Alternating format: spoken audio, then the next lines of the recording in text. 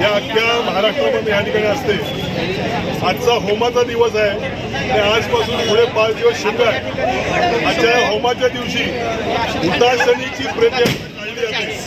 आपण बघत या ठिकाणी प्रेतयात्रा आहे, या सगळ्या प्रेतयात्रा काढतात। याचा मागचा उद्देश एकच आहे की आमच्या खेड शहराला लागणारी नजर आहे किंवा जी इडापिडा आहे ही दूर व्हावी, यासाठी हे मनं या खेड शहरातल्या सगळ्या दिशेला फिरवलं जातं आणि शेवटी सर्वात आपल्या ह्या होमामध्ये दहन केलं जातं। ही प्रथा आमच्या अनेक वर्षापासूनची पूर्वापार सुरू आहे आणि ती प्रथा आम्ही जपलेली आहे। आमचे सिनियर या ठिकाणी आहेत, त्यांनी या ठिकाणी ही प्रथा सुरू केली होती, आता आम्ही करतो आहे आणि आमच्यानंतर ही तरुण पिढी या ठिकाणी करेल। परंतु ही एकमेव प्रेतयात्रा या खेडमधली कोकणामधली ही शिमग्यातली अतिशय नावाजलेली आणि पडण्यासारखी आहे।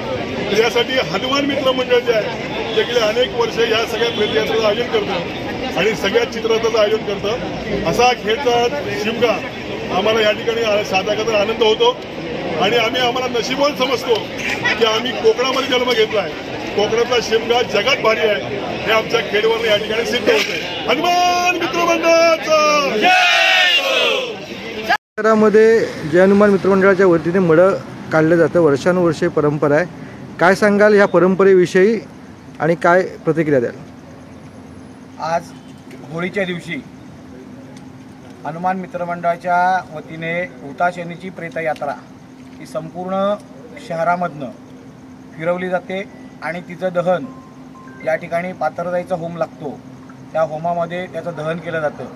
ही परंपरा आमच्या पूर्वजांपासून चालू आहे आणि गेले कित्येक वर्ष हा खेडचा शिमगा संपूर्ण महाराष्ट्रामध्ये गाजलेला आहे आणि त्या शिमगा उत्सवासाठी संपूर्ण महाराष्ट्रामध्ये ज्या खेडमधल्या माहेरवासिनी आहेत त्या सर्व शिमग्याला येत असतात।